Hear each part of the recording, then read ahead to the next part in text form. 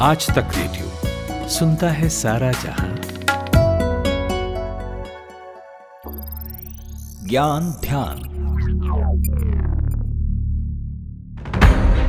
पंजाब के मोहाली में 9 मई 2022 को शाम 7:30 बजे इंटेलिजेंस ब्यूरो के दफ्तर में एक धमाका हुआ। धमाके का असर इतना था कि बिल्डिंग के शीशे चकनाचूर हो गए थे और बिल्डिंग के अंदर कुछ सामान था जिसमें टूट फूट हुई थी। चूंकि दफ्तर खाली था, इस वजह से किसी तरह की कोई कैजुअलिटी नहीं हुई। यह धमाका जिससे किया गया था वो था आरपीजी यानी रॉकेट प्रोपेल्ड ग्रेनेड। इसे कंधे पर रखकर एक लॉन्चर की मदद से दागा जाता है। तो आज हम इसी के बारे में बात करेंगे, जानेंगे कि क्या होता है आरपीजी, कितना खतरनाक होता है ये, कैसे काम करता है और क्या है इस हथियार का इतिहास। नमस्कार, आज तक रेडियो पर आप सुन रहे हैं ज्ञान ध्यान और मैं हूं अमन गुप्ता।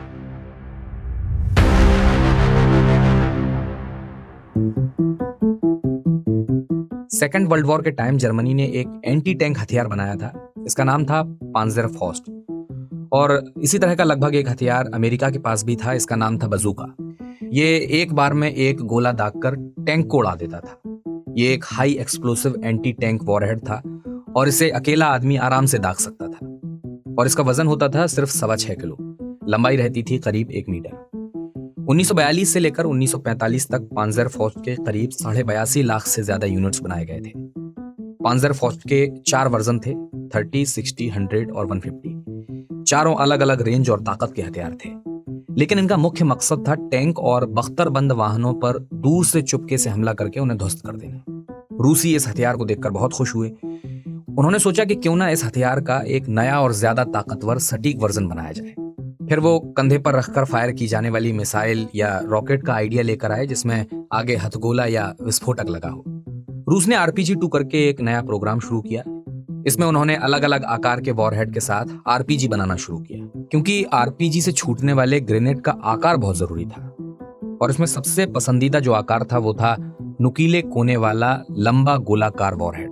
ये एक तरह का high explosive anti tank warhead होता है जो टैंक की मोटी मेटल की चादर को भी पिघला देता है और फिर उसके साथ ही जबरदस्त धमाका करता है। तो ये आरपीजी काम कैसे करते हैं, इनके फटने की वजह क्या होती है, इस बारे में आज तक .in में साइंस और डिफेंस से जुड़ी खबरों को कवर करने वाले जर्नलिस्ट ऋचिक मिश्रा बताते हैं। आरपीजी जो होता है रॉकेट प्रोपेल्ड ग्रेनेड, पहले हम लोग हाथ से ग्रेनेड फेंकते थे बट दूरी कम हो जाती थी और फिर उसमें कई बार खतरा भी होता था कि आदमी उठा और सामने वाले ने गोली मार दी। आरपीजी में ये होता है कि आप चट्टानों के बीच में एक छोटे से छेद में लगा करके भी फायर कर सकते हैं उसको, आपको बाहर आने की जरूरत नहीं है। मुद्दा ये आता है कि ये चलता कैसे है, काम कैसे करता है। 2 तरीके की टेक्निक काम करती हैं। पहली तो जैसे आम तौर पे पिस्तौल या बंदूक या रिवॉल्वर जो होते हैं उनकी जो टेक्निक है, एक ट्रिगर होता है, हैमर होता है।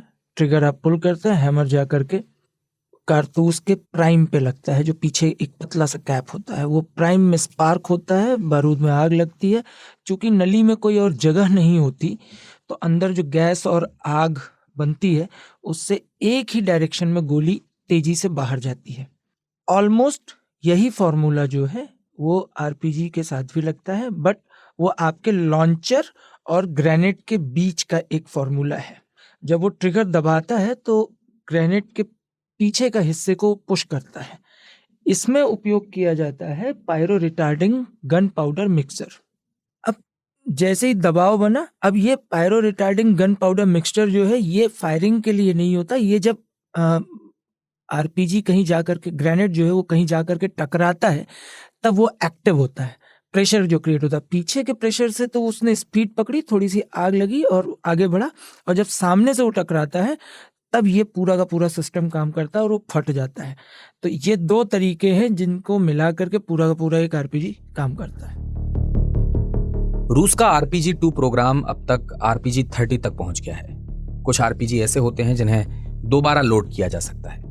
आमतौर पर आरपीजी सामने से लोड किए जाते हैं। इनकी रेंज अधिकतम 700 मीटर तक होती है। इनमें सबसे ज्यादा फेमस है RPG-7।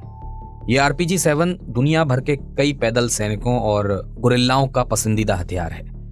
साल 2021 में सुरक्षा बलों के साथ जम्मू कश्मीर के कुलगाम में आतंकवादियों की एक मुठभेड़ हुई थी और इस दौरान एक पाकिस्तानी आतंकी मारा गया था जिसका नाम था उस्मान। उसके पास से RPG-7 बरामद किया गया था।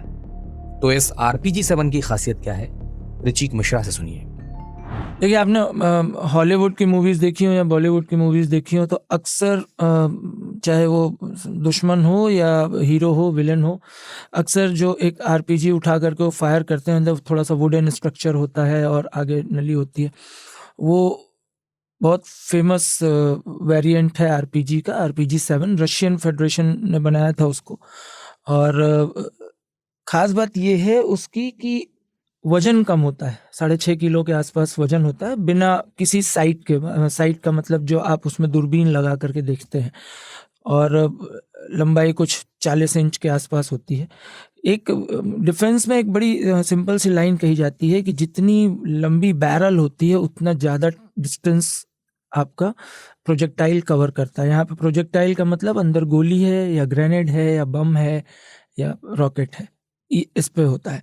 अब आरपीजी 7 की खास बात यह है कि एक तो स्पीड बड़ी अच्छी है, 300 मीटर प्रति सेकंड, मतलब 1 सेकंड में 300 मीटर, ये स्पीड बड़ी अच्छी है। और सबसे अच्छी बात ये होती है कि ये 900 मीटर से 1000 मीटर तक जाने के बाद इसका ग्रेनेड अपने आप फट जाएगा, चाहे वो टकराए या ना टकराए। तो आरपीजी 7 के साथ फैसिलिटी ये है कि 4-5 तरह के ग्रेनेड्स यूज़ होते हैं। आमतौर पे जो होता है वो हीट होता है, मतलब ब्लास्ट करके चिथड़े उड़ाने वाला। फ्रेगमेंटेशन होता है, मतलब एक ऐसा ग्रेनेड होता है जो जाएगा और कई टुकड़ों में बांटने की काबिलियत रखता है या खुद बट करके बड़ा धमाका करता है। फिर एक टेंडम हीट होता है। टेंडम हीट का मतलब हो गया कि जाके लगेगा, धमाका होगा और वहाँ के आसपास की सारी चीज़ें पिघल जाएंगी। तो इस तरह के और भी कई वेरिएंट्स हैं जिनका लगातार ट्रायल हो रहा है। ये हेलीकॉप्टर्स से भी यूज़ कर सकते हैं, इनका यूज़ पैराट्रूपर्स भी करते हैं। वो हेलीकॉप्टर से कूदेंगे, वहीं से कूदते कूदते हवा से ही फायर कर देंगे। तो आरपीजी 7 के भी बड़े ढेर सारे वेरिएंट्स आ चुके हैं। जर्मनी ने बनाया था, बट रशिया ने इसको डेवलप करके, और करीब अभी 100 से ज़्यादा देशों में आरपीजी का यूज़ किया जा रहा है। और जहाँ तक मेरी जानकारी 90 लाख के आसपास आरपीजी पूरी दुनिया में मौजूद है। आरपीजी जैसा हथियार छोटे मोटे अपराधियों के पास नहीं होता है। आमतौर पर इसका उपयोग police commando force, ATS, military, special forces या फिर आतंकी करते हैं। आतंकवाद या विद्रोही गुटों से पीड़ित देशों में इसकी कालाबाजारी भी खूब होती है। तभी तो मोहाली में जब ये आरपीजी अटैक हुआ तो इसे लेकर ये अटकलें लगाई गई थी कि ये किसी आतंकी या विद्रोही संगठन का काम हो सकता है। और कहा तो ये तक गया था कि ये तालिबान ने पाकिस्तान के रास्ते भारत भिजवाया होगा। फिलहाल आरपीजी से जुड़ी ये जानकारी आपको कैसी लगी, इस बारे में आप हमें ईमेल करके बताइएगा। हमारा ईमेल पता है radio@aajtak.com। व्हाट्सएप पर अगर वॉइस नोट भेजना चाहते हैं तो नंबर नोट कर लीजिए 9953323303। मेरा नाम अमन गुप्ता है। सुनते रहिए आज तक रेडियो। नमस्कार।